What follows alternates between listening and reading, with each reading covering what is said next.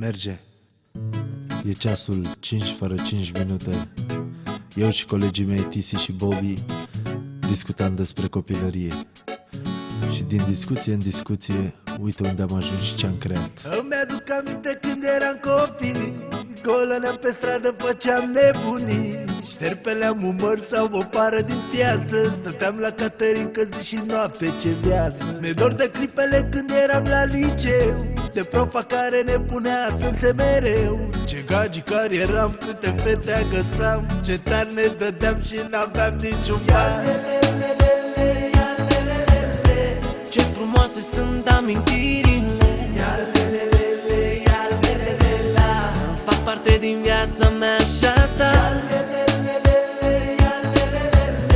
Ce frumoase sunt amintirile,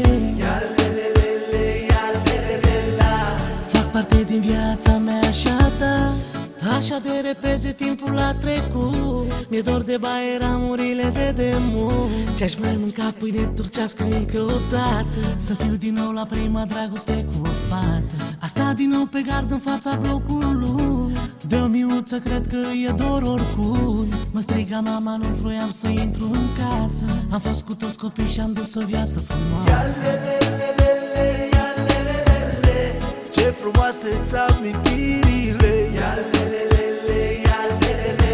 fac parte din viața mea și a ta.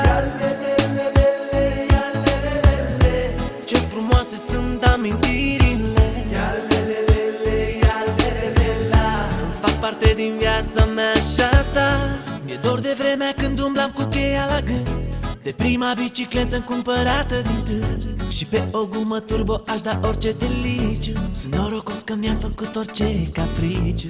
Am pus pe hârtie câteva amintiri, erau momente pline de fericiri. Și dacă ți-a plăcut, dă like la piesa noastră, că piesa e făcută la cererea voastră.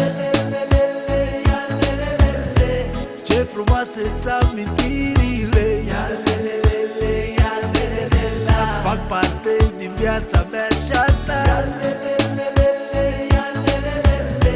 Ce frumoase sunt amintirile, fac parte din viața mea și a ta. Ce frumoase sunt amintirile, fac parte din viața mea și a ta.